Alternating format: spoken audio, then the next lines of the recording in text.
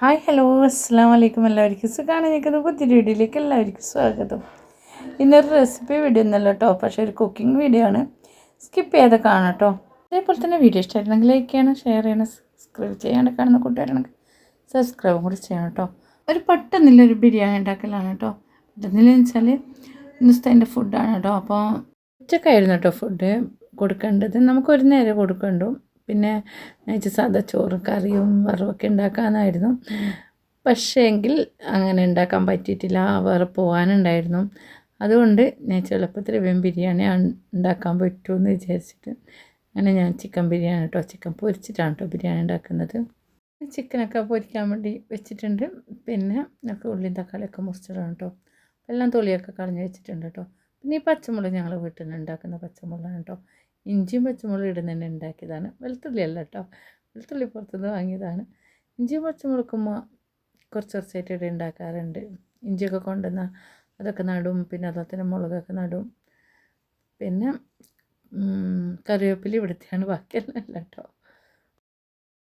അപ്പം കുക്കറിലാണ് കേട്ടോ വേവിക്കുന്നത്. ഉള്ളിയും തക്കാളിയൊക്കെ മുറിച്ചിട്ടുണ്ട്. കുക്കറിൽ പെട്ടെന്ന് തന്നെ വേവിച്ചെടുക്കാമെന്ന് വിചാരിച്ചു. എന്നുവെച്ചാൽ വാട്ടിയെടുക്കാൻ ടൈമില്ല കേട്ടോ.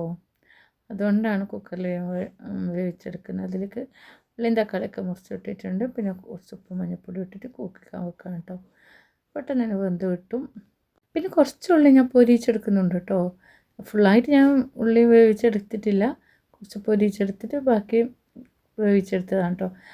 റെസിപ്പി പറയാൻ ടൈം ഉണ്ടായിരുന്നില്ല കേട്ടോ. അങ്ങനെ ഉള്ളിയൊക്കെ പൊരിച്ചെടുത്തു, അതുപോലെ തന്നെ ചിക്കനും പൊരിച്ചെടുത്തു. പിന്നെ മസാല ഉണ്ടാക്കണം. ഉള്ളി പൊരിച്ചതും അതുപോലെ തന്നെ ചിക്കൻ പൊരിച്ച് കുറച്ച് വെളിച്ചെണ്ണ എടുത്തിട്ട് ഇതിലാണ് കേട്ടോ ഞാൻ മസാല ഉണ്ടാക്കുന്നത്. അതിൽ ഞാൻ ഇഞ്ചി വെളുത്തുള്ളിയൊക്കെ പേസ്റ്റാക്കി വെച്ചിട്ടുണ്ടായിരുന്നു കേട്ടോ. പച്ചമുളക് അതൊക്കെ ഇട്ട് കൊടുത്തു, കറിവേപ്പില ഇട്ട് കൊടുത്തു.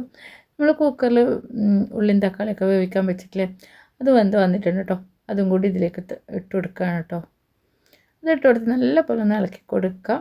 ഇതിൽ പൊടികൾ ഇട്ട് കൊടുക്കണം കേട്ടോ. ഗരം മസാലപ്പൊടിയും കുരുമുളക് പൊടിയൊക്കെ ഇട്ട് കൊടുക്കണം. അതിനുശേഷം പൊരിച്ച് വെച്ച ചിക്കനും കൂടി ഇതിലിട്ട് കൊടുക്കുന്നുണ്ട് കേട്ടോ. പിന്നെ കുറച്ച് തേരും കൂടി ഇട്ട് കൊടുക്കണം കേട്ടോ. പിന്നെ മസാല ആണെന്ന് റെഡി ആകുമ്പോഴത്തേക്ക് ഞങ്ങൾക്ക് നെയ്ച്ചോറ് വെക്കണം കേട്ടോ. ഒരു നെയ്ച്ചോറ് വെക്കണം. ഒരു പാത്രത്തിലേക്ക് ഉള്ളി, ഏലക്കായ്, കറാമ്പ്, പട്ടായ, പിന്നെ അതുപോലെ തന്നെ ലീഫൊക്കെ ഇട്ട് കൊടുത്തിട്ട് വെള്ളമൊക്കെ ഒഴിച്ച് വെച്ചിട്ടുണ്ട്. അത് തിളക്കുമ്പോഴത്തേക്ക് ഇപ്പോഴത്തെ മസാലയും കൂടി ഒന്ന് റെഡി ആക്കണം കേട്ടോ. പിന്നെ ഈ മസാലേൻ്റെ അകത്ത് നമ്മൾ പൊരിച്ച ഉള്ളിയും കൂടി ഇതിലേക്ക് ഇട്ട് കൊടുക്കണം കേട്ടോ. എന്നിട്ട് നല്ലപോലെ ഒന്ന് ഇളക്കി കൊടുക്കുക. എന്നിട്ട് അതൊന്ന് സെറ്റ് ആകുന്നേരം അട വെക്കുക കേട്ടോ. അപ്പം വെള്ളമൊക്കെ തിളക്കാൻ വേണ്ടി വെച്ചിട്ടുണ്ടെങ്കിൽ ഉപ്പിട്ട് കൊടുത്തു. ഇനി ഉമ്മ അരിയൊക്കെ കഴുകിയിട്ട് അരി ഇട്ട് കൊടുക്കുന്നുണ്ട് കേട്ടോ. പിന്നെ അരിയൊക്കെ അടന്ന് തിളക്കുന്നുണ്ട്. പിന്നെ അതുപോലെ തന്നെ ചിക്കന് ഞാൻ പൊരിച്ച് വെച്ചിട്ടുണ്ടായിരുന്നു കേട്ടോ. ചോറൊക്കെ റെഡിയായി. ഇനി ദമ്മിട്ട് കൊടുക്കണം കേട്ടോ. ദമ്മിട്ട് കൊടുക്കുന്നത് ഞാൻ ഫസ്റ്റ് അടിയിലാണ് കേട്ടോ മസാല ഇട്ട് കൊടുക്കുന്നത്. അതിൻ്റെ മുകളിൽ ചോറിട്ട് കൊടുക്കുകയാണ്. പിന്നെ 2-3 റയലായിട്ടൊന്നും ഇട്ട് കൊടുക്കുന്നില്ല കേട്ടോ. ഫസ്റ്റ് മസാല ഇട്ട് കൊടുക്കാം, പിന്നെ ചോറ് ഇട്ട് കൊടുക്കാം, പിന്നെ ലാസ്റ്റ് ഇതാ ദമ്മിട്ട് റെഡി ആയിട്ടുണ്ട് കേട്ടോ.